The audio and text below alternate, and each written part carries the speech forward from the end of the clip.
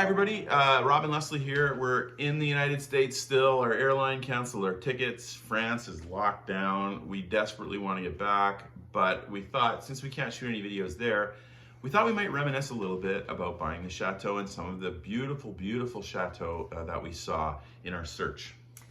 Thank you so much for all of your comments and watching our journey to this point so far.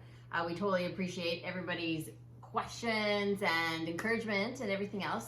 But there's been a couple questions that have continued to resurface, and that one is They want people. A lot of folks are interested in knowing what it's like to try to find one of these Chateau. And so here's a little series. We're going to do a little mini series, 12 episodes, a beautiful Chateau. When we originally shot these, we just posted them on our Facebook for friends, and they really enjoyed them. So we thought perhaps you'll enjoy them too. We'll take out the names and locations for privacy. So as we went into this, there was a few things that we were specifically looking for. Now, it's wonderful that we have a decorator in the family here who can see really quickly what's beautiful and also has a good sense of what we need. What were some of the things we were looking for, Bess? Yeah, so for our needs, we wanted to have a place where a lot of students and a lot of people could congregate in certain areas of the house. Also, we had to be able to lodge them in certain areas of the house. So bedrooms were number one, I would say. With accessibility to bathrooms and hopefully bathrooms that already existed. We weren't skilled in blowing through old castle walls to figure out how to get plumbing in. We had no idea how much that would cost. And that's a significant undertaking. We wanted something that was relatively close to Paris if possible, because potentially people would be flying in. This is assuming we get a visa someday to do this. Then people would be flying in, so we wanted it close to Paris. We did, so that was another criteria. Also, a house that was closer to a little town or somewhere that students could go and walk in, get a coffee. There, most of our kids are from cities or areas that have a lot of infrastructure, and sometimes in rural France there's a little less of that. So we wanted it to be able to have accessibility towards them being able to either bike into town or walk into town, something like that. So and they can't drive, so we had to. Right. So walkable, close to Paris, a lot of bedrooms, bathrooms, and obviously just general beauty. Yeah, and so because our whole thing of them being able to come over to another country and learn about history from another country, I really wanted it to be a property that would exude sort of that exciting sort of fantasy moment for them. And so having things that look like nothing we would have in any of our houses in North America, I think was extremely important. And so having all those cool extra features of moldings and details and cool doors and all those kind of things, I think were important when we chose which one needed it to be.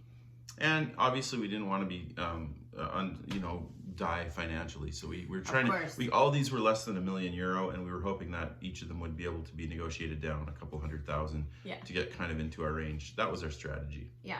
So when you go looking for a Chateau, you may have other things that you're looking for specifically, and that's going to play into which ones that you check off the list to go and see. But these are the ones that sort of fit our parameters off the top, and hope you enjoy it.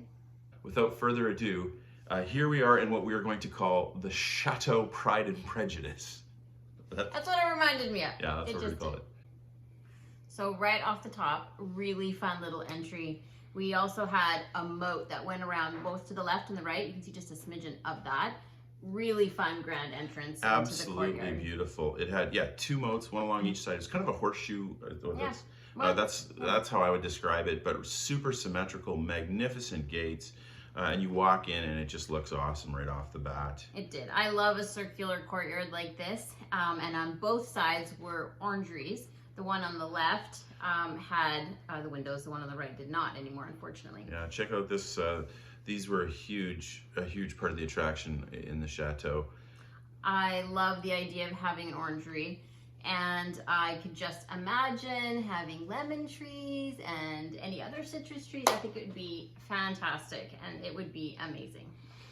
If we were the kind of people that were trying to do a wedding venue, it would also be fantastic for a reception or something, but that's not what we were after. Yeah, the inside on the floor too, the stone floors were in great shape. They didn't wiggle or waggle, and the beams were even really cool. You can see lights hanging from that or something. And I think it would be beautiful. And again, these windows so beautiful. Now, if you look across, you can sort of see through the window there. The other side, unfortunately, someone at some point had bricked up the other side. Maybe they're using it as a shed or something. So really unfortunate. I suppose that could be, you could I guess bring that back, but you could. Yeah. it They're would take very, some very effort. large windows, so it would take a little bit of cash. When you walk in through these great pillars, in general, the rectangle nature of the house reminded me a little more of Britain than it did of France in some ways. But I kind of like that classical architecture. And when you walked in, had those beautiful stone pillars, and you walk into this beautiful, saying beautiful a lot, foyer. Yeah, great hardwood throughout, nice panels. You know, one of the things, by the way, I love about French Chateau is there's such a variety. Like, there's so many different, beautiful, incredible ones. Unlike in North America, when we say we're going to a certain neighborhood, you always kind of know, oh, that builder blank did that neighborhood, and they all have about 5 or 6 houses that everyone gets to choose between. It is not like that at all in France, and that has been the most fun, because every house literally is different, probably because it was custom to whoever the builder, the owner was that wanted to build it. So here we have sort of a center hall plan, is that? Yeah, it does feel like center hall plan. I thought the salon was very lovely. It had the molding and the detail work that I loved. It also had those interior shutters, which I definitely appreciate. It had the great mirror above the fireplace, the marble fireplace. So a lot of things in this salon were definitely ticking boxes for me, for sure. And you move through, and of course I always take a picture of the outside the windows. I don't know why I do this. Oh, but those gumdrop trees, aren't they great? Yeah. I don't know what they're really called. I just call them that. This was a beautiful room too, little billiard room. At places, the floor, you know, this was an older house. I think it was 1700s. It was older. 18? Yeah, it was older. So, you know, a little more things that need to get some attention. Yeah, there were a few floors that weren't completely level. But there was some floors that had some beautiful old original tile that I thought was very special in this house. The back staircase was also lovely. Yeah, I always love those big staircases. Those are so fun. But again, the cool pillars in the back hall were pretty special. And then look out into the backyard. Oh, and we got to pause it here. The backyard was incredible. It was lovely. It really was. There were so many birds, so many trees, so many little pathways and walkways. And then, of course, the moat actually continued back there as well, along the perimeter, I believe. It was truly a garden, as our friends say. A garden, not a yard. It was a garden. They were grounds. It was beautiful. Yeah. And then back in the house, more beautiful hardwood. Yeah, the dining room was a little darker. It was big enough for us. There were certain things that we were looking for, and that room would have been big enough to hold, 20 or number of students.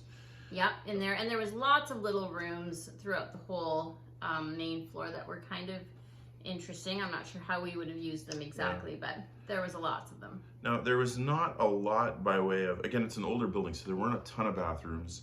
There was only a couple in laundry and kitchen, so that would have taken some work for us. The kitchen would have needed a little tweaking for us. I think it's interesting that the original geography of the kitchen was sort of there. So I think that could have been interesting to have investigated to see how it worked out. The back elevation where the stove was in this room is kind of fun, and it looks like there may have been some kind of reno at some point in history. Yeah. But I think with a little tweaking, this could have been super charming. Do you like the tiles or not so much? Oh boy. It's not your thing? I'm not sure. No. Okay. All right. Well, we may have to look a little closer another time, but at this point, I think that had a lot of potential and could have looked fantastic. Yeah, great. One of the great things about this chateau, I think we're on the next floor. Yeah. There was something like 36 rooms. 32 bedrooms. 32, like a really, really large amount of rooms, and it would have been great for us that way. We had more than enough space for everyone. Yeah, for sure. But I think there might have been a little more reno in terms of those floors, and the bedrooms are lovely, but the hallway needed a little attention. Yeah. And again, the size of some of these bedrooms is, they're all pretty fantastic. Some bigger than others. A couple of them did have bathrooms. Yeah. This one was quite generous in scale. Yeah. A little unusual, but big. Sure. And a lot of inner hallways, inside other inner hallways, probably for families or something. Yeah. But there were a lot of really nice, wood details in the floors, like the Versailles pattern and other such patterns that were really wonderful. And I would have been thrilled to have had, for sure. Yeah, I just paused on this because, my goodness, that floor, I mean, the downside when you get a floor like that is a little bit squeaky maybe, but just so beautiful. And I guess, you're a building that's in 200 or 300 years old. You can handle some squeaks. A couple of squeaks. Yeah. The squeaks are history. That's yeah, what they are. Yeah, that's right. So here we have lots of shots of different Some of the bedrooms are small, some of them are a little bigger. Now, oh, this is great. Okay, so some of them had really big bathrooms, right? And then there was this one bedroom that had itty bitty, literally a closet, barely a closet, maybe a broom closet size space that had a swivel out bidet. Yeah, so the sink is in the closet and there's a bidet directly under it, you can see, and it swings out. Isn't that clever? I mean, goodness. Like if you're a plumber, you're probably like real worried about that. I don't know how they did it was pretty cool. There was a few of them. But I would want to keep it. I did not know what to do with that. Oh, there we go, staircase again. I think it's clever. And this is way, way up. Usually the French Chateau, you know, the higher you go, the less fancy. Fixed up it is. Yeah. But this one, not too bad actually. No, that's true. Yeah. Again, I'm not sure. This might only be the second floor. I don't know if we went to the third floor for the video, but here's the yard. Oh, yeah, it was lovely. I don't know if you'll be able to hear the birds and, probably not. And whatnot, but they were fantastic, and the moat was wonderful. And even up coming to our left there in the video, you can see there would have been an old tower. Maybe it was a well. Yeah. It's hard to see right now, and I don't remember, but it was something cool. And also at the very back of the property, I don't think we have this on video, but there was a bench that was symmetrical looking back on the whole thing, kind of like the back. That was really nice. It was nice. They did a nice job making it feel like a park. So it was a beautiful chateau. In the end, we decided not to go with it. Good price too, reasonable price. It was really good. Lots of dorms. It just needed a little bit too much work with bathrooms for what we were after. Yeah. What else? That was probably for us. Yeah. Well, and there was just some floors. Yeah, we were nervous about the floors. We just weren't sure yet if we were going to be able to tackle. And what that would domino into, so we just weren't sure. Again, remember that we're a couple North Americans. We've not seen these old buildings, so sometimes I think, especially even more at that point, when we'd see things like a floor that wasn't quite level, we were kind of like, that really makes a North American person nervous. Not maybe so much a European person, because there's a lot more older buildings. You're used to it. Right, and I think that's why too it's really fun for any of you that are interested in doing this kind of thing, for you to be able to see this, because I wish we had been able to have seen more, because the more you get in and see and feel and hear and walk on, the easier you can kind of assess, you know, can I do this, can I not do this, and pick which reno scenario you want to jump into, because they'll all have something that they need done. Yeah, but we saw 15 or 12 or 15 beautiful chateaux, and I think you're going to enjoy these. We'll upload a couple a week, and thanks for watching.